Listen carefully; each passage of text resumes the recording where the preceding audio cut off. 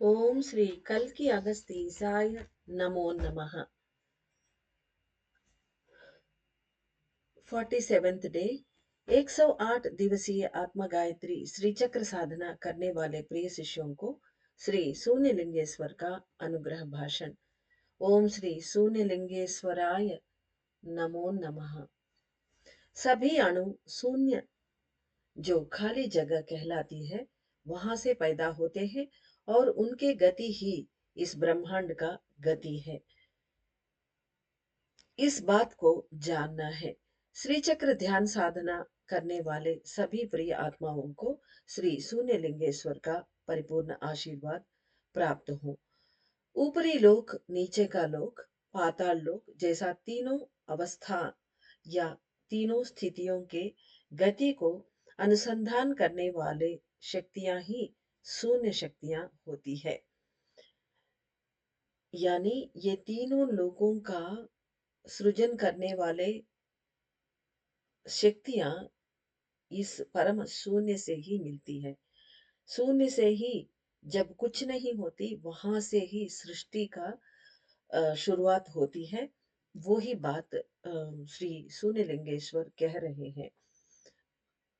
ऊपर से ऊपर ऊपर रहने वाले लोग कितने भी लोग हों, ऊपरी लोग और नीचे का लोग यानी हमारे धरती और पाताल लोग, ये तीनों को, तीनों स्थितियों को यानी तीनों स्तर, एक डायमेंशन, तीनों स्थितियों को गति, उन उन तीनों के गति को एक दूसरे से जोड़ के रखने वाले शक्तियां जो देते हैं वही है शून्य शक्तियां कहलाती है। वो इस शून्य लिंगेश्वर से ही आती है। मेरा तत्व मेरा गति के बारे में स्पष्ट रूप से जानिए। श्री शून्य लिंगेश्वर नामक यह ईश्वर गण अपने भीतर अत्यंत अद्भुत और विलक्षण शक्तियों को समाहित कर रखे हैं।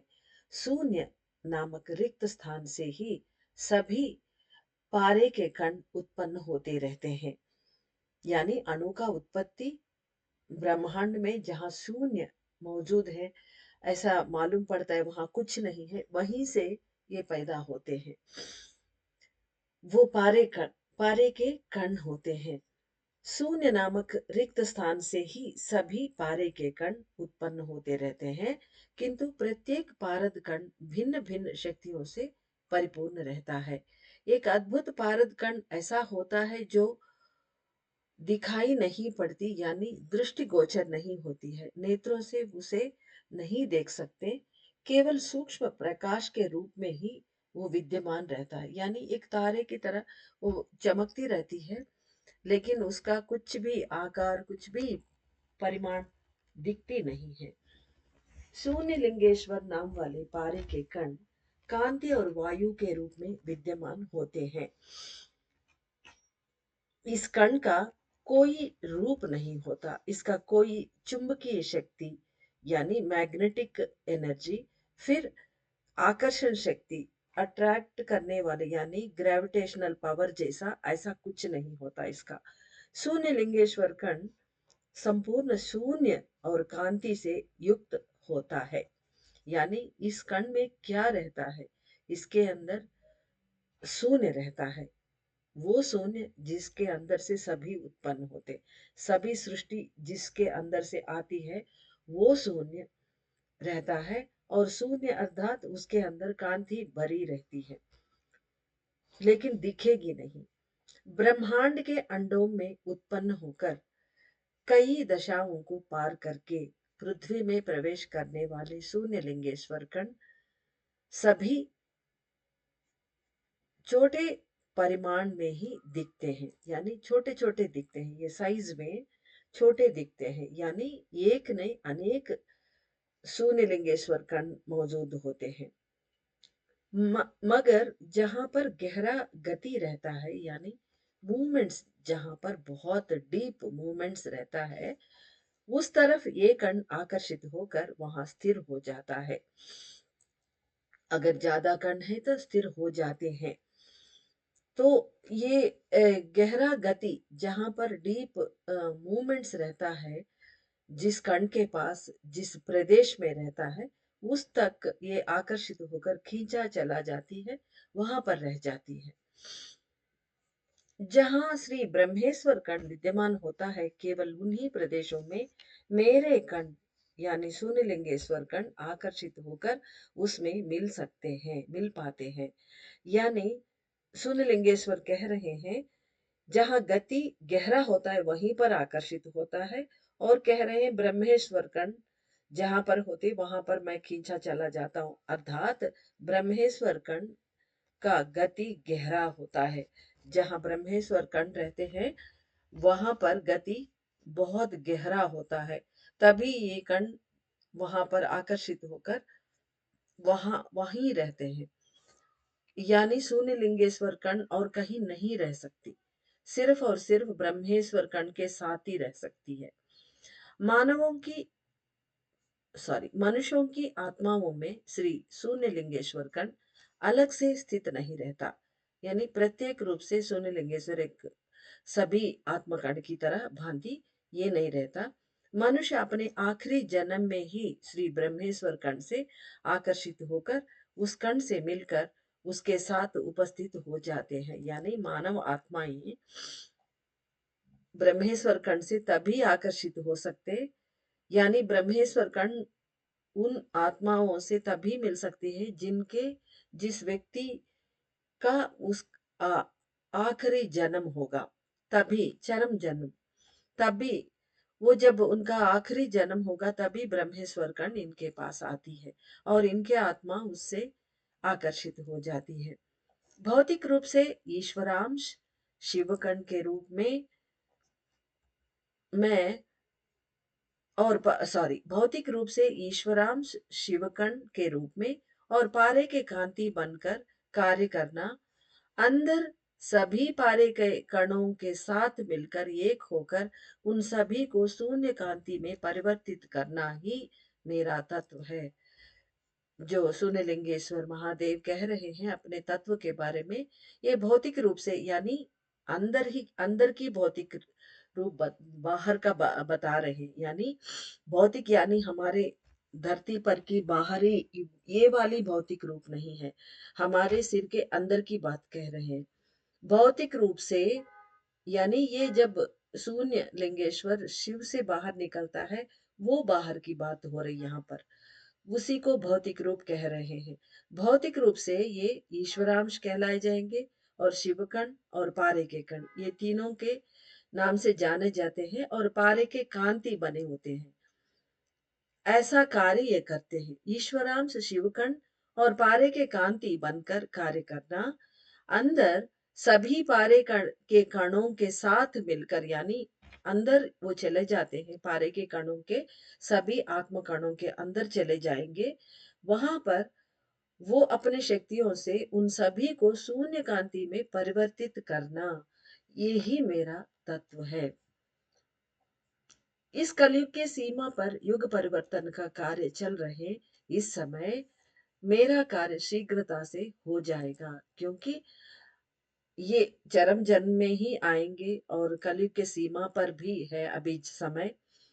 इस समय में शक्तियों का संघनन चल रही है, तो प्राण जब संघनन हो जाएगी तो गति कम होगी, तब शून्य शक्तियों का पूरी तरह कार्य होगा। इसीलिए वो कह रहे हैं इस समय मेरा कार्य शीघ्रता से हो जाएगा। अदरवाइज शून्य शक्तियों को अगर लेगा इंसान, वो उनका गति नहीं चलेगी तीव्र गति से, और वो जी नहीं पाएगा। अब जबकि ये संघनन हो रहा है शक्तियों का, और प्राण जाकर ईश्वर से मिल रहे हैं, और हमारे गति का तीव्रता कम हो गई है, अब शून्य लिंगेश्वर का काम आन पड़ता है। श्री ब्रह्मेश्वर कण से आकर्षित होकर पृथ्वी तक पहुंचकर इस भूमंडल में पड़े हुए कई आत्मा गर्भस्थ बीजों को आकर्षित करके उन्हें शून्य कांति में परिवर्तित करूंगा। ये बात अगर आपको याद है तो स्वामी हरिहर सुत अय्यप्पा के अष्टोत्तर में उनके अगर अष्टोत्तर का फल जो है, अष्टोत्तर के बारे में जो लिखा है पहले उसके फल वो उसमें अगर पढ़ेंगे आप लोग तो अय्यप्पा श्री अय्यप्पा भी बताए हुए हैं कि इंसान एक एक जन्म में वो बाहरी का कार्यों में पूरी तरह रत होकर अपने अंदर के यात्रा बिल्कुल ना करते हुए अज्ञानी होकर ये पूरा कर्मों के वजह से अपने आत्मा कणों को रिलीज नहीं कर पाता। अब आत्मा भी वेट नहीं करती, अपने जो ट्रैप्ड सोल पार्टिकल्स है उसको छोड़ के वो भी चली जाती है। जो ट्रैप्ड है वो सोल पार्टिकल्स धरती पर बिखेर पड़े रहते हैं। और अय्यप्पा भी इसमें अपना सहयोग देते हुए हमें बचाते रहते हैं। उनका काम यही है। उनका अवतार इसीलिए हुआ है। तो उसी के बारे में अब बता रहे हैं श्री शून्यलिंगेश्वर। इस कलयुग की सीमा पर युग परिवर्तन का कार्य चल रहे इस समय मेरा कार्य शीघ्रता से हो जाएगा। श्री ब्रह्मेश्वर कण से आकर्षित होकर पृथ्वी तक पहुंचकर, यानी ये पृथ्वी तक ब्रह्मेश्वर कण के द्वारा ही पहुंच सकते हैं। इस भूमंडल में पड़े हुए कई आत्मगर्भस्थ बीजों को, यानी ये सोल पार्टिकल्स को, न्यूक्लियस को, जो मैंने पहले बताया वो नीचे गिर पड़ते हैं। जब प्राण और आत्मा चले जाती है, हमारे शरीर मर जाती है, तब हमारे ट्रैप्ड सोल पार्टिकल्स नीचे गिर जाते हैं। उसकी वजह से धरती को बहुत हानि पहुंचती है। और उन्हीं कणों के बारे में अब बता रहे हैं। आत्मा गर्भस्थ बीजों को आकर्षित करके, इन सभी को ये समेटेगा आकर्षित करके, उन्हें शून्य कांति में परिवर्तित करूंगा। देखिए कितना सहायता कर रहे हैं और धरती को बचा भी रहे हैं। मनुष्य अपने हर जन्म में कुछ एक दो आत्मा के कणों को इस धरती पर खोते आए हैं, खो रहे हैं। यानी वो पहले बताई हुई बात ही कह रहे हैं। मनुष्य अपने हर जन्म में कुछ एक दो आत्मा के कणों को इस धरती पर खो रहे हैं, यानी नीचे वो गिर पड़ते हैं। उसका पूरी तरह एक्सप्लेनेशन आप अय्यप्पा के अष्टोत्तर के फल में पढ़ सकते हो। इस सारी पृथ्वी पर कई आत्मा के कण हर प्रांत में बिखरे पड़े हुए हैं। यानी इतने युगों से एक अगर एक इंसान की जन्म ले लें उदाहरण के रूप में, तो वो इतने जन्म लेते हैं। हर जन्म में अगर एक दो तीन कितने भी एक आधा कण वो नीचे गिराता आया है, तो एक का कितने लाखों बन गए। और पूरे इंसानों के अगर लिस्ट बनाए दिया जाए कितने लाखों करोड़ों हो गए होंगे। वो सारे हर प्रांत में बिखरे पड़े होते हैं इस धरती पर। उन सभी को आकर्षित करके मेरे शून्य शक्तियों से मिला देता हूँ।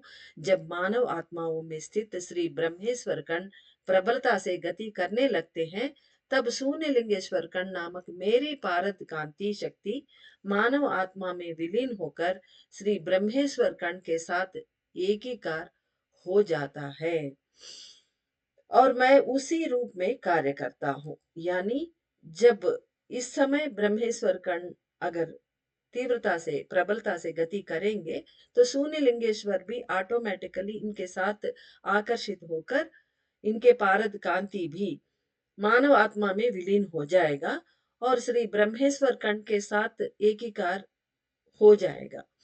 और मैं उसी रूप में कार्य करता हूँ, यानी ब्रह्मेश्वर कण के साथ मिलकर, क्योंकि इनका एक रूप नहीं है, ये शून्य है। तो इनका एक आकार चाहिए, इसलिए ब्रह्मेश्वर कण के अंदर मिलकर, क्यों सिर्फ ब्रह्मेश्वर कण, इसके बारे में इन्होंने एक्सप्लेन नहीं किया। ब्रह्मेश्वर महादेव अगले उनके अपने मैसेज में शायद देंगे। श्री ब्रह्मेश्वर कण के साथ एकीकार होकर वही मैं कार्य करता हूँ। इस प्रकार पृथ्वी पर बिखरे हुए सभी आत्मकणों को आकर्षित करके मैं उन्हें एक करके मानव आत्माओं में विलीन हो जाता हूँ। यानी ये काम पूरा निपटा के धरती पर पड़े हुए सभी लोगों के आत्मकणों को आकर्षित करके एक करके वो क्या करते, उनको शून्य कांति में परिवर्तित करते हैं, यानी वो शून्य से मिल जाते हैं। अंतरिक्ष में जहां महाशून्य वहां पर चले जाते हैं, उनका उद्धारण हो जाएगा। और अगर ऐसा नहीं होता वो, तो कुछ आप आत्मा कण ऐसा बन जाते हैं कि पाताल की ओर आकर्षित होकर वहां पर भी बसने लगते हैं। इतना बहुत डेंजर बात होना होने से शून्यलिंगेश्वर रोक रहे हैं। मैं उन्हें एक करके मानव आत्माओं में विलीन हो जाता हूँ, यानी स्वयं ये मानव आत्माओं में विलीन हो जाएगा। वहां पर इनके अलग काम होते हैं। जब एक मनुष्य अपनी आत्मा में शून्य लिंगेश्वर कण को स्वीकार करता है, तब उसके चारों ओर फैले हुए असंख्य पारद कण आकर्षित होकर एक हो जाते हैं। यानी एक मनुष्य का भी इतना प्रभाव पड़ेगा बाहर।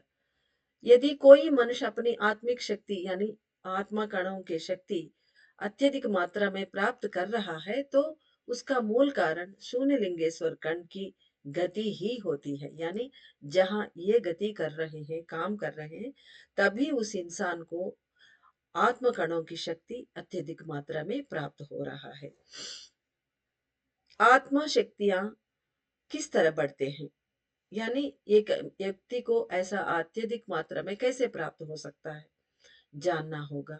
उस व्यक्ति के आंतरिक जीवन सदा ईश्वर के लय में रहना शुरू हो जाएगा। यानी हम ऐसे रिकॉग्नाइज कर सकते हैं कि इनको बढ़ने के बाद कैसा रहता है या बढ़ने के लिए कैसा रहता है, ये दोनों का एक ही एग्जाम्पल दे रहे हैं। उस व्यक्ति के आंतरिक जीवन सदा ईश्वर के लय में ही रहना शुरू हो जाएगा और भौतिक रूप के सभी कार्यों को उस व्यक्ति पर कोई प्रभाव नहीं पड़ेगा। यानी कैसे भी उथल पुथल उनके जिंदगी में हो, वो ज्यादा उसको केयर नहीं करेगा। इट्स ओके क्या ऐसे तत्व में आ जाएगा और धैर्य से हर कार्य स्वीकार करेगा। आत्मा में लय होना भी शुरू हो जाएगा। वह ये सच को स्वीकार करेगा कि वह भी ईश्वर का ही एक अंग है। यानी वो खुद ईश्वर का ही स्वयं एक अंग है, ऐसा वो रियलाइज भी करेगा। तभी उनके आत्मशक्तियां बढ़ जाएंगी। पहला शुरुआत आत्मशक्तियां बढ़ना कब होगा? एक एक पारे के कण हर रोज हमारे अंदर मिल रहे हैं। उसके बाद आज का दिन ये शून्य लिंगेश्वर भी आ गए हैं। तो शून्य कांति जब बढ़ता है तो हम एकदम परमात्मा के कांति में, परमात्मा में लीन होना शुरू करेंगे। तब हमारे बिहेवियर ऐसा होगा। तब प्राणों का संघनन, आत्मा का विस्तृति दोनों घटेंगे। यानी प्रत्येक व्यक्ति के अंदर ये दोनों चीजें आसानी से घट जाएंगी। सामान्यतः शून्य को रिक्त स्थान ही माना जाता है, यानी वहां कुछ नहीं है। शून्य का मतलब कुछ नहीं है, ऐसा समझते हैं। वास्तव में वह शून्य जगह को सृजन करने वाले शक्तिशाली तत्व वाली है। यानी जो शून्य है उसको क्रिएट करने की जगह है शून्य, यानी दोनों शून्य, ये अर्थात जो रिक्त स्थान खाली जगह है उसको क्रिएट करने वाले वो शून्य है, यानी महाशून्य। उसे दहरा आकाश, अंतरिक्ष, आसमान, कई नामों से अलग अलग उनके तत्व होते हैं, अलग अलग नामों से वो कहलाई जाती है। और वो हर किसी का सबसे बड़ा महाशून्य जो है, उसके अंदर से सारे शून्य बाहर आते हैं। वास्तव में यह शून्य जगह को ही सृजन करने वाले शक्तिशाली तत्व वाली है, यानी ऐसा तत्व को रखती है जो शून्य लिंगेश्वर का शून्य। श्री चक्र ध्यान साधना करने वाले सभी प्रिय आत्माएं एक सत्य को इस समय जानना होगा। आपके सिर में पिघल कर विलीन होने वाला मैं श्री शून्य लिंगेश्वर कण विभिन्न कार्यों को करने जा रहा हूँ।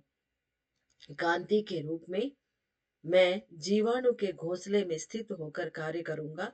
मेरे गतिविधियों से 3 प्रकार के परिवर्तन होते हुए आप जान सकेंगे। यानी ये विभिन्न कार्य करने वाला है और कांति के रूप में जीवाणु के घोंसले में स्थित होकर ये कार्य करेंगे। और इनके गतिविधियों के बारे में हम 3 प्रकार के चेंजेस हम देख सकते हैं, उन उससे हम पहचान पाएंगे। बता रहे हैं, पहला गति अलौकिक कांति से संबंधित है।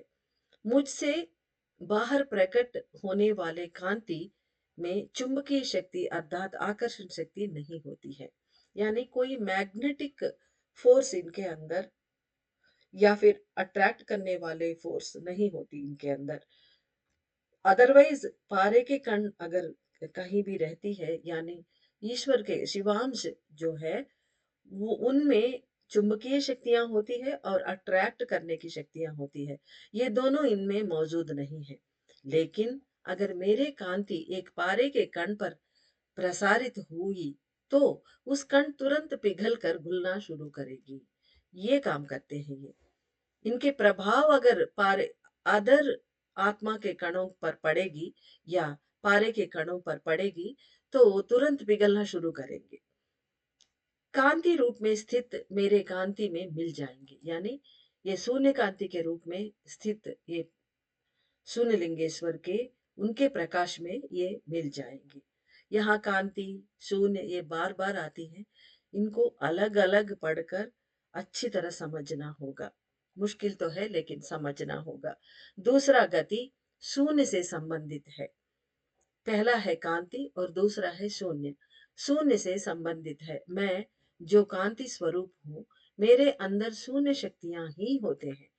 शून्य लिंगेश्वर के अंदर शून्य शक्तियों के अलावा कुछ नहीं होती, जिनसे सारा सृजन हो सकता है। मेरे शून्य में एक तरह की दबाव शक्ति होती है, यानी एक प्रेशर रहता है, दबाव। उस दबाव से गति को रोकने अर्थात अचल तत्व वाले बनने की प्रेरणा मिलती है। यानी उस दबाव की वजह से गति रुक जाएगी। और दूसरे अणुओं के अंदर अगर ये शून्य शक्ति मिल जाती है तो उसको गति करने से वो रोकते हैं, ये दबाव, और वो गति शून्य बन जाती है। ऐसा प्रेरणा देते हैं। इसीलिए जो लोग श्री चक्र ध्यान साधना कर रहे हैं, वे प्रिय मानव अपने अंदर अपने भीतर निर्मित हो रहे क्रिया रहित तत्व को समझना होगा। उनके अंदर बन रहे एक क्रिया रहित तत्व, यानी हमें ये देखना होगा कि हम ऐसे चुपचाप बैठने को मन क्यों कर रहा है। इस तरह की बहुत लोगों को अगर महसूस हो रहा हो आज के बाद, तो ये जानना चाहिए कि शून्य लिंगेश्वर हमारे अंदर काम कर रहे हैं। वे प्रिय मानव अपने भीतर निर्मित हो रहे यानी बन रहे क्रिया रहित तत्व को समझना होगा। यानी हमारे अंदर एक नया तत्व पैदा होगी, वो है क्रिया रहित तत्व। यानी हम क्रिया शून्य बनना शुरू करेंगे। ऐसा नहीं कि हम रोजमर्रा काम नहीं करेंगे, वो जो निपटाना है वो फटाफट निपटा के हमें चुपचाप बैठ के ईश्वर में लीन होके बैठने की मन करता है, ऐसा बता रहे हैं वो। आज के बाद मेरे आत्मकण कांति से भरा हुआ एक शून्य प्रदेश है, लेकिन उस कांति में ध्वनि भरी होती है। देखिए, बार बार ये शून्य तो बता रहे हैं, लेकिन उसके अंदर कांति भी है और ध्वनि भी है। कांति तो पहले ही बताई मैं। मेरे आत्मकण कांति से भरा हुआ एक शून्य प्रदेश है, लेकिन उस कांति में जो कांति इनके कण में है उसमें ध्वनि है। यानी पहले लाइट होती है, उसके बाद ध्वनि लाइट से उत्पन्न होती है। इसलिए बता रहे हैं उस कांति में ध्वनि निहित होती है। उस शून्य में जो शून्य लिंगेश्वर के अंदर जो शून्य है मौजूद है, उस शून्य में महान प्राणवायु तत्व भरे रहते हैं। यानी उस शून्य में प्राणवायु तत्व, तभी तो सृजन हो पाती है। तो महान प्राणवायु तत्व भरे रहते हैं। यही है मेरा तीसरा गति। तीनों गति उन्होंने बताए हैं।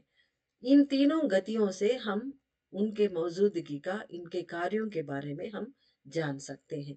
इस तरह के तीनों प्रकार की गतियां आप लोगों में से हर एक में उत्पन्न होते हुए महसूस कर सकते हैं। जानिए कि आपके अंदर अनावश्यक सभी कार्य दबकर एक शांत मौन स्थिति उत्पन्न हो रही है।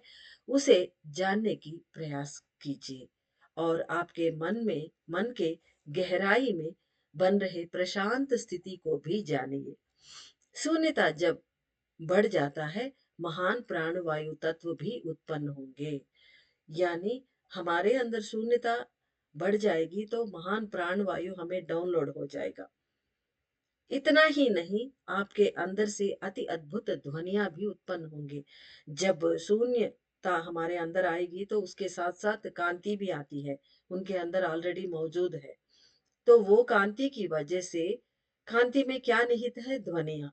तो कांति के साथ-साथ हमारे अंदर से अद्भुत ध्वनियाँ, दैविक ध्वनियों को भी हम सुन सकते हैं।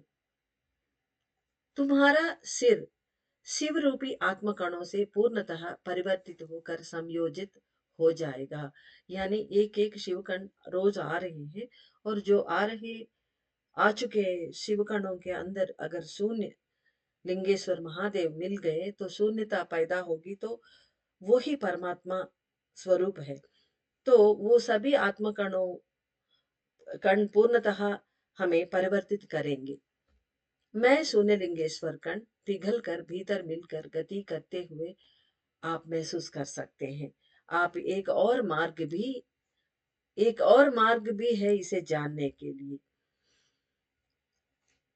श्री शून्यलिंगेश्वर कण तुम्हारे सिर के भीतर मिलकर कार्य कर रहे हैं। यानी श्री शून्यलिंगेश्वर कण के कार्य को जानने के लिए एक और मार्ग बता रहे हैं खुद वो। तुम्हारे वचनों का प्रवाह कम हो जाएगा। यानी हम ज़्यादा बोलते रहते हैं, काम की वजह से हम बोलते रहते हैं या फिर अननेसेसरी भी बातें करते रहते हैं, वो बंद हो जाएगा, कम कम हो जाएगा। कार्य करने की तीव्रता घट जाएगी और विचार भी विश्राम करने लगेंगे। यानी अननेसेसरी जो बहुत विचार आते रहते हैं, वो घट जाएंगे। एकदम विश्राम भी करने लगेंगे। अब विचार शून्य हम बन जाएंगे। धीरे धीरे परमात्मा की ओर हमारा यात्रा बढ़ रही है, इसलिए ये सब हमारे लक्षण होंगे। कार्य करने की तीव्रता भी घट जाएगी। कई क्षणों तक तुम बिना किसी विचार के बिना हिले डुले शांतिपूर्वक बैठ सकोगे। इन सब बातों को सावधानी पूर्वक अपने भीतर खोज करके मेरे गतियों को जानने का प्रयास करो। ऐसा हमें जानने के लिए वो बता रहे हैं। इतना ही नहीं, संगनन हो रहे देवियों के लिए मेरे शक्तियां सहायकारी होंगे। आत्मा कणों से निर्मित हो रहे जीवाणु के घोंसला, यानी पहले भी हम मैसेजेस में सुन चुके हैं कि कोई आत्मकण बाहर निकल कर जीवाणु का घोंसला बनेगी, कोई ज्योति बनकर वहां प्रकाश फैलाएगी। इस तरह आत्मकणों से निर्मित हो रहे जीवाणु के घोंसला मेरे शून्य शक्तियों से भर जाएगी। ये अंदर प्रवेश करेंगे तब भौतिक रूप से गति कम हो जाएगी। यानी हमारे भौतिक रूप से गति कम हो जाएगी, मन अकेला रहने की चाह करेगी। आप बाहरी दुनिया में किसी भी कार्य को शीघ्रता या उत्साह से नहीं अपना पाएंगे। यानी हम इतना उत्साह नहीं दिखा पाएंगे। ये कार्य हमें कोई भी कार्य आएगा तो हमारे भगवान और हमारे ये जो युग परिवर्तन का कार्य, इसके अलावा बाकी सारे सेकंड या लास्ट नंबर में पहुंच जाएंगे, क्योंकि इतना उत्साह नहीं होगा वो सब करने के लिए। इससे घबराने की कोई बात नहीं, क्योंकि हम अच्छे राह में ही हैं। जब सभी मनुष्य भिन्न भिन्न कामों में उलझे होते हैं, तब मेरे शक्तियों से भरे हुए मनुष्य यानी हम लोग सभी वहां से निकल कर बाहर आ जाएंगे। यानी उन झंझटों में नहीं पड़ेंगे। वो करते रहे, बाकी दुनिया एक तरफ चलती रहेगी, हम एक तरफा। आप लोगों से सभी प्रभावित होंगे। प्रकाश से परिपूर्ण होकर सभी को एक परमानंद स्थिति उत्पन्न कराएंगे। यानी हमारे प्रकाश की वजह से वो परमानंद स्थिति हम उनके अंदर उत्पन्न होगी। इतना ही नहीं, आपके आसपास के लोग स्वयं ही आकर्षित होकर आपके लाइट ब्रिज से जुड़ जाएंगे। ये ही अप्पा का ड्रीम है। ऐसा हो तभी हमें तैयार कर रहे हैं। ये आश्वासन दे रहे शून्य लिंगेश्वर महादेव कि उनको जाने बिना ही लोग अपने आप ही आकर, हमें नहीं पता होता है, वो हमसे जुड़ जाएंगे, हमारे लाइट ब्रिज से भी जुड़ जाएंगे। हो रहे परिवर्तनों को समझने की प्रयास कीजिए। दूसरी गति शून्य से संबंधित है। ये रिपीट हो गई, एक मिनट हो। मेरा आत्मकंठ प्रकाश से भरा हुआ नहीं, नहीं, दूसरी गति नहीं बताया। दूसरी गति शून्य से संबंधित है। मैं जो प्रकाश के रूप में प्रकट हूँ, शून्य शक्तियों को धारण करता हूँ। मेरे शून्य में एक दबाव, नहीं, ये रिपीट हो गई, एक्सट्रीमली सॉरी।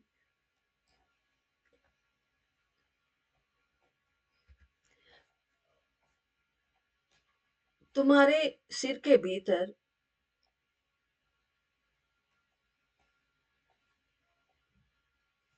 सॉरी, ये